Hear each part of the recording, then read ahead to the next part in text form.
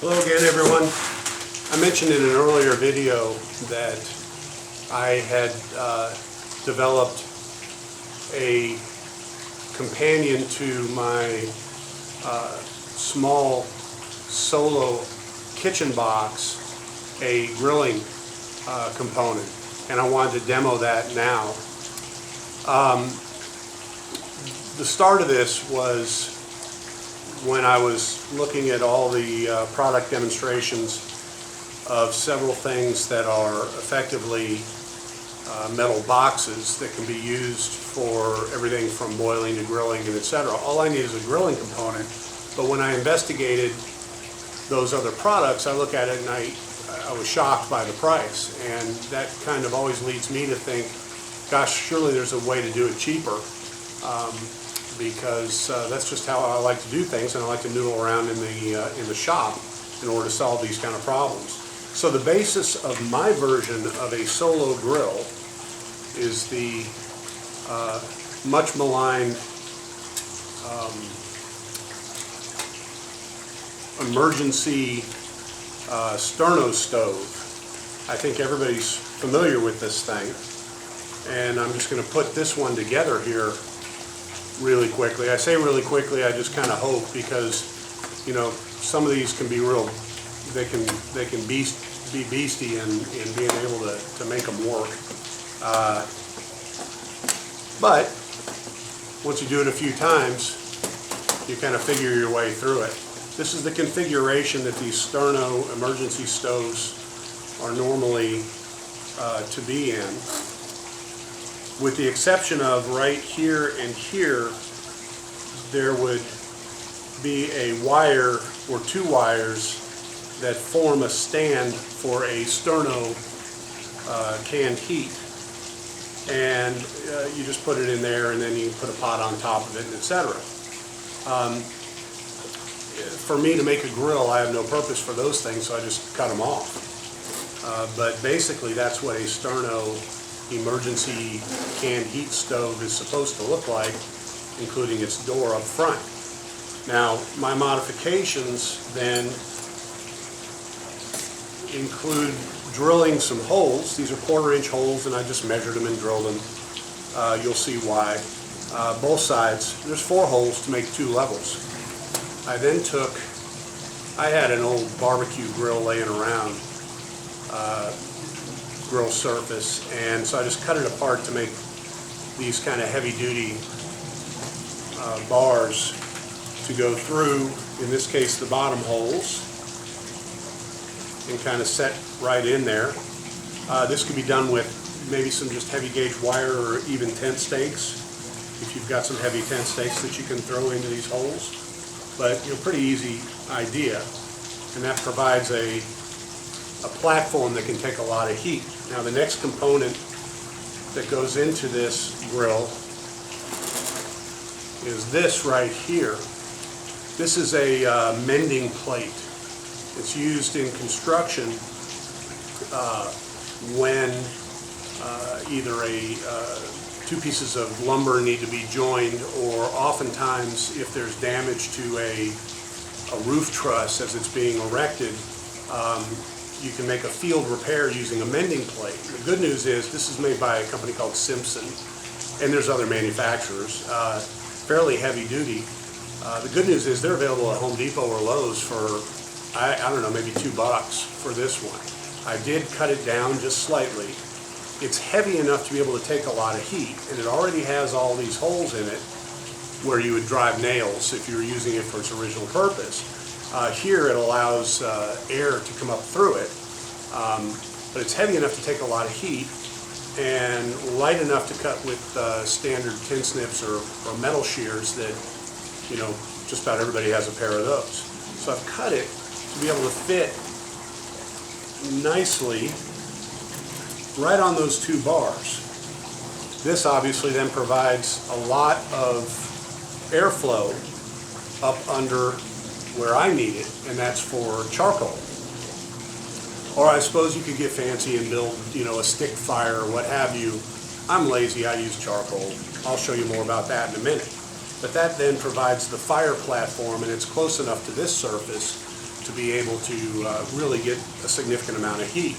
Now the problem though with this surface is that these wires are really too far apart. If you were to put a patty on it of some kind or a steak, particularly ground beef of any kind, I'd be a little concerned about it, falling through. A lot of other people have drilled some holes and added a few bars, and that's fine. But what I decided to do was take another component. This is actually a pretty light gauge item that I also found in the grill department at like Home Depot or Lowe's, something like that. And it was advertised as it was much larger, advertised as a device to put on a big grill and then grill vegetables on top of it without allowing your asparagus to drop, if you follow what I'm saying. So I took it and I cut it and actually bent it over pretty crudely, just some pliers, and hammered it out, etc. So I have no sharp edges. And then left a couple of hooks over here. I hope you can see that. If not, you'll get the idea in a second. Left a couple of hooks where I'll hook on the front. What this does is allows me to have a separately washable surface that is made out of, this is stainless. It's fairly light gauge, but when I put it then on the front of my grill and snap it in there, it's on there. It won't allow stuff to fall through.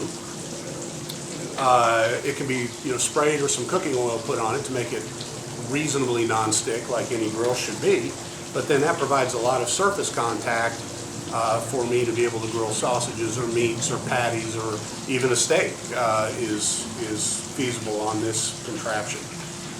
Again, the thing that's kind of nice about having the little hooks that I've put into it, and these are just bent in a different way, I can take this off, throw it in the dishwasher, and it'll clean up really nice. Or I could hand wash it. But if I'm done with the trip, just pitch it in the dishwasher and everything's great. Also, the reason you want something to be able to be kind of hook onto that front bar is to where it won't slide around on you if you dig a spatula under a patty or something like that. So the fuel that I've used, or that I'm now using for it, is charcoal. And I determined through a little experimentation that 8 or 9 charcoals on that surface in that chamber will make that thing blazing hot and will do a great job for me. Now, again, being kind of the lazy guy that I am, the way I have been carrying coals with me is I put 9 of them into a vacuum seal pouch. And I have found that to make it even easier, I can buy a small 5-pound bag of self-lighting charcoal, the stuff that's already pre-soaked that you can pick up, and then I can put 9 of them in one of these little bags, suck it down, and it'll last as long as I need it without the embedded fluid evaporating. And so when I'm in the field, all I gotta do is cut that open, put those in there into my grill, and then I can arrange them, and then a simple light, and it gets to blazing, everything's great. And when I'm ready, I put on my grill surface, let it heat up, and there you go. Now, as far as being able to, so I might suck down 2 or 3 of those for a solo trip for evening dinners. As luck would have it, because I save all kinds of stuff like this, I found an old denim pencil bag that that fits this thing just perfectly. It's even green. So, but this is another one of these $2 or $3 items at Target. You can find them anywhere in all kinds of colors and etc. But I just happen to have this one laying around, and it fits my folded solo grill perfectly. And even has a little pocket here, and inside the little pocket, all I'm keeping is some of the little, I forget what you call these, but they're the little tablets that Triox, I think it is, to where it'll light up, and if you need to boost your charcoal to get it going, or if you don't want to carry the pre-soaked charcoal like I do, you can just use one of these little guys and it'll get your charcoal going just fine. Finally, the other thing that I'll mention here is that I did put the second set of holes on it in case for some reason you want to boost up that fire plate or that base plate. you could either do it that way, or if you wanted to use it for just a little, to properly size for an alcohol burner, whether it be one of the soda can ones or a Trangia, if you boost that thing up just a little bit, it will better put it under your pot. And so of course you wouldn't use the griddle. You just put the Trangia or what have you in there at the higher elevation, and then your pot, and you'll get your water to boil. I don't really anticipate ever using it for that. I like it just for a grill. I've got other ways to boil water, as you've seen in the other videos. But in any event, that's kind of my version of how to make a solo grill. If you're like me, crazy about figuring out how to grill meat, and you're too cheap to spend big bucks on a fancy rig, this will do it for you. Hope you like it. Anxious to hear everybody's feedback and suggestions. And good luck. Hope it gives you some ideas. Thanks.